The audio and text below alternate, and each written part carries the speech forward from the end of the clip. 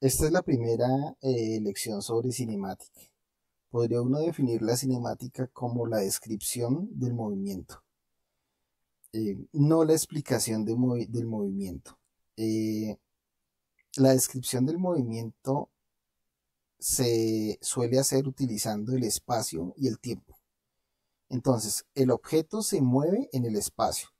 El objeto ocupa lugares en el espacio cuando se mueve, pero además lo hace siguiendo una secuencia, un orden. El orden se puede describir, el orden se puede representar utilizando un reloj. Es decir, yo puedo saber cómo un objeto se va ubicando en el espacio secuencialmente según instantes de tiempo anteriores y posteriores, ¿no? O sea, yendo del pasado al futuro, ¿cierto? Y sabiendo, digamos, qué camino sigue en el espacio, de acuerdo a lo que marca un reloj, etiquetando esas posiciones con instantes de tiempo marcadas o determinadas por un reloj. ¿Listo? Entonces se necesita el espacio para ubicar el objeto y se necesita un reloj para dar la secuencia de posiciones que el objeto sigue en el espacio. Esto es un poquito abstracto, vamos a tratar de, digamos, de precisarlo de una manera un poco más concreta. Entonces vamos por partes, pero digamos ese es el concepto general de cinemática. Eso es lo que la cinemática es, digamos, de una manera muy conceptual, ¿no? Bien. Sigamos entonces ya entremos en materia, pues con una descripción también matemática, pero un poquito más aterrizada. Cuando hablamos de movimiento, ¿cierto? Tenemos que hablar de varios conceptos, digamos, primarios o de varios conceptos básicos. Pero antes de hablar de los conceptos básicos, que son los conceptos de trayectoria, posición, desplazamiento y distancia recorrida, vamos a hablar de algo aún más fundamental, y es el hecho de que para que nosotros podamos hablar de movimiento, tenemos que hablar de cambio de posición del objeto. Pero para que el cambio de posición de un objeto sea evidente, tiene que haber otros objetos que están quietos unos respecto a otros, ¿no? Objetos que están en reposo relativo entre ellos. Son como la escenografía dentro de la cual el objeto que se va a mover o que se está moviendo está siendo observado. Entonces, eh, por ejemplo, yo tengo el vuelo de una abeja, ¿cierto? Supongamos que esa línea roja que ustedes ven allí, esa curva roja, un poco caprichosa, es el vuelo de una abeja. ¿Listo? Eh, para que yo pueda fijar esos ejes X, Y, Z, necesito objetos respecto a los cuales la abeja se esté moviendo. Entonces piensen con ayuda de la imaginación en una abeja que se está moviendo en el campo. Entonces yo tengo árboles, plantas, una pradera quizá, eh, y la abeja se está moviendo respecto a todas esas cosas. Claro, ustedes dirán, las hojas de los árboles se mueven por el viento, de pronto hay otras cosas moviéndose por allí, una libélula, de pronto está pasando un animal, ¿cierto? Pero lo que nos interesa es la abeja como tal y nos interesa lo que permanece en reposo allí o cercanamente al reposo. Lo más inanimado pueden ser piedras, pueden ser árboles, puede ser la hierba misma, el suelo, un camino por allí, digamos, trazado de pronto por el paso del hombre, lo que sea, objetos en reposo. Y entonces la abeja se mueve respecto a esos objetos cuyas distancias relativas no cambian. Esa es la escenografía de la abeja. Una escenografía un poquito más artificial sería, por ejemplo, un salón de clase. Pensemos en un salón de clase ideal donde los estudiantes están muy atentos a una clase, están sentados en sus pupitres. Las paredes del salón obviamente están en reposo relativo. el techo, el piso, las sillas, los estudiantes están muy atentos, están quietos y el profesor está dando una explicación y de pronto es de esas personas que se mueve, mueve sus manos, mira a los estudiantes, después se dirige hacia el tablero, sigue hablando, se dirige hacia la ventana del salón, se pasea, en fin. El móvil sería el profesor, digamos, el objeto que se mueve. Y los objetos en reposo relativo son lo que yo ya he escrito. Las paredes del salón, el techo, el piso, los estudiantes, las sillas donde están sentados, ¿cierto? Esa sería como la escenografía, siendo un poquito, teniendo una visión un poquito pasiva o muy pasiva de los estudiantes, ¿no? Pero supongamos eso. Entonces, al conjunto de objetos que están quietos, que están en reposo relativo, se le llama marco de referencia físico. Marco de referencia físico. En el caso del profesor, el salón, los estudiantes, las sillas, etc. En el caso de la abeja, las plantas, las piedras digamos, del lugar donde esté, los árboles, en fin. Siempre en la naturaleza los objetos se mueven en un contexto y en relación a otros objetos que se pueden considerar en reposo. Bien, entonces ya en la descripción matemática uno puede representar un lugar, ¿cierto? O un contexto utilizando tres ejes perpendiculares entre sí, los ejes X, Y y Z, que me dan, digamos, la tridimensionalidad del espacio, ¿no? Son la representación del espacio, X, Y, Z. Por otro lado, yo tengo un mecanismo que me permite medir el tiempo, un reloj, ya sea un reloj análogo, digital, sea un cronómetro, sea lo que sea, yo tengo un reloj que me muestra cuál es la secuencia en la que suceden hechos, en la que suceden cosas, digamos, en ese contexto espacial, ¿no? Eventos, eventos como se les llama en física, ¿no? Un evento es algo que sucede en un lugar del espacio en un instante de tiempo. Por ejemplo, ese vuelo de la abeja, esa sucesión de puntos de la curva roja, son eventos sucesivos que se dan en distintos lugares del espacio y para distintos tiempos. Entonces, yo puedo pensar que la abeja, que es mi objeto de interés, el cual estoy describiendo, en cuanto a su movimiento, entonces se va a mover volando en esta dirección, ¿cierto? Va a dar esta vuelta aquí, de pronto puede pasar por el mismo lugar, pero cuando pase por aquí, por este mismo lugar, pasará en otro instante de tiempo, ¿no? Y proseguirá por esta parte. Entonces, la abeja está volando allí y ese camino que la abeja sigue en el espacio se llama la trayectoria, ¿no? La trayectoria es la sucesión de puntos que describe un objeto en el espacio cuando se mueve a través de este, ¿no? A través del espacio o en el espacio.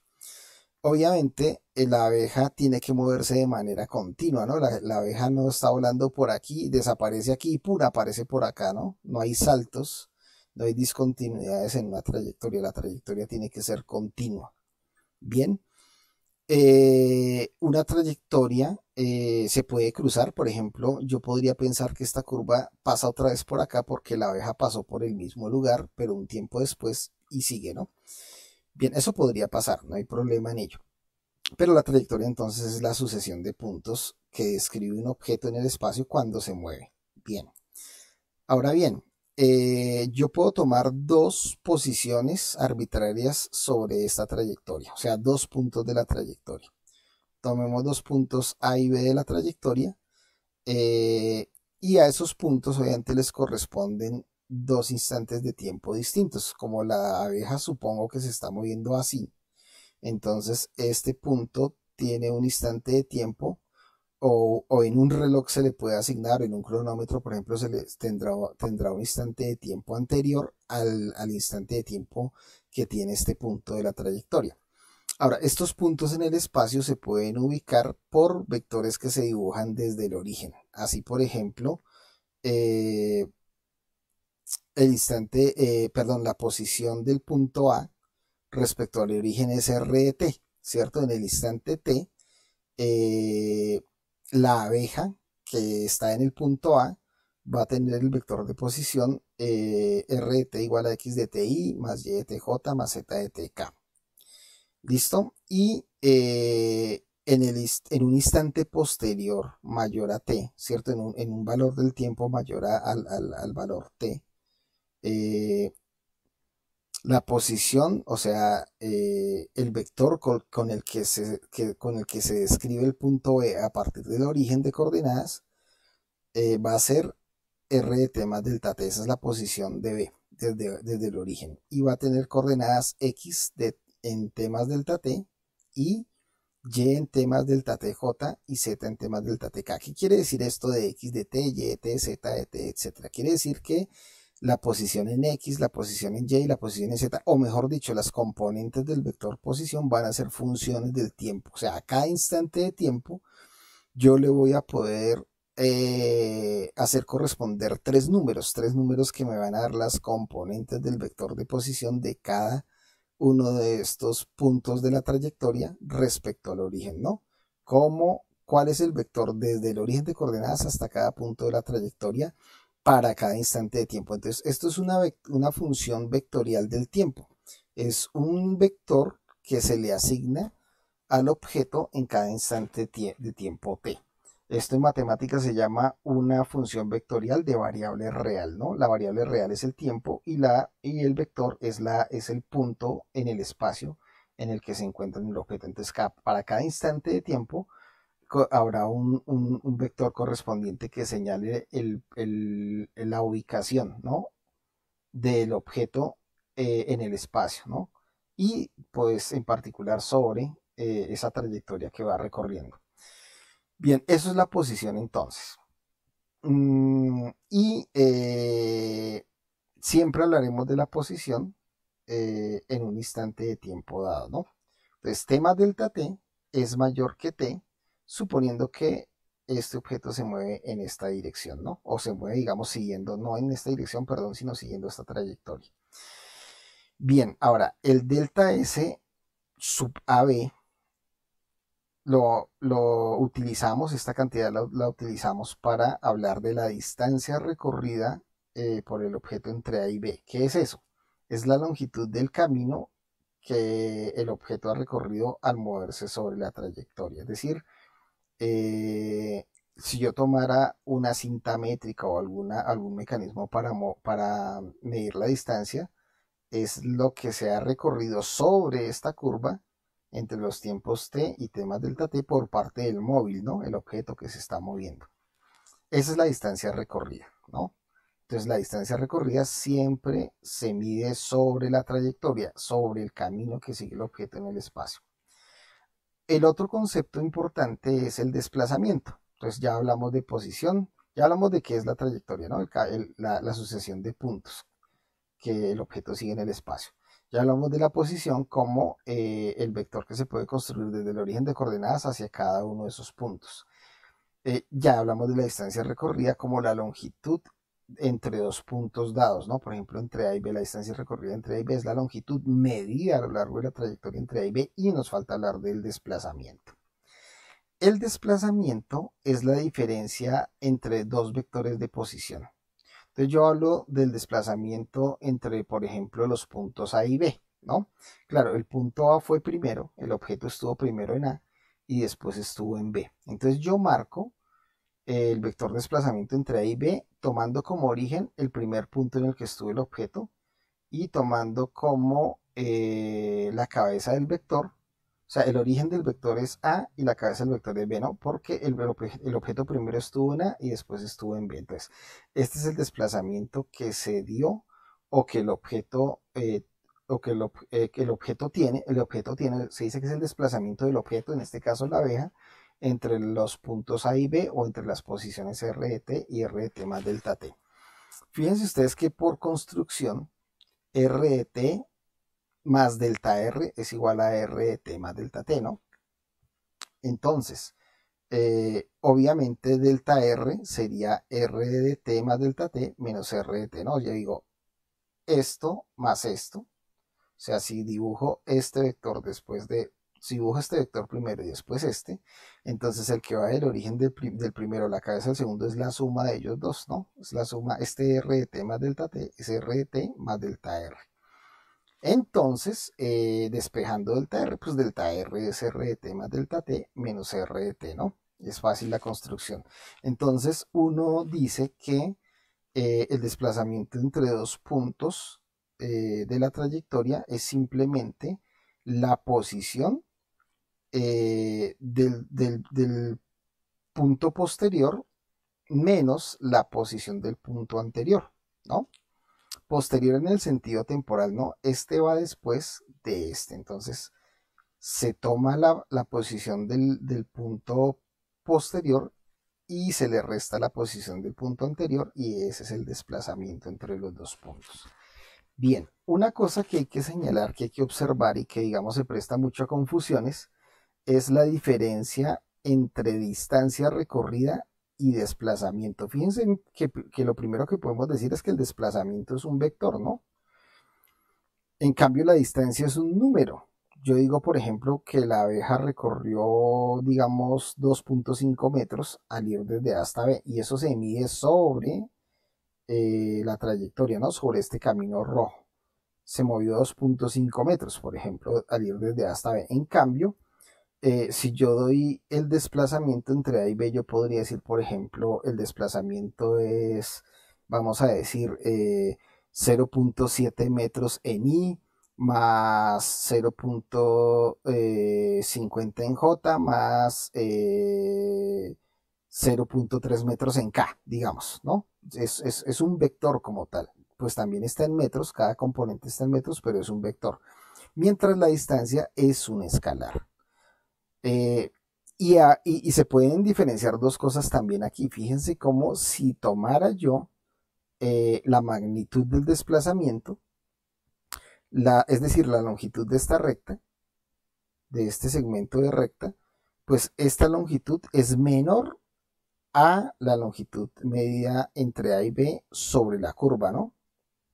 A esta distancia recorrida. Es decir, la distancia recorrida en general es mayor o igual a la longitud del desplazamiento. Eso es una cosa que debe quedar clara. Entonces, el desplazamiento es una diferencia vectorial entre posiciones. La distancia recorrida es la longitud que se mide entre dos puntos de la trayectoria siguiendo la trayectoria, ¿no? Entonces, es una cosa que hay que tener muy, muy clara. Y yo creo que pues aquí es suficiente para terminar este primer video que habla pues de esos cuatro conceptos: trayectoria, posición, desplazamiento y distancia recorrida, como debe hacerse en tres dimensiones, ¿no? Porque el movimiento en general pues se da en tres dimensiones.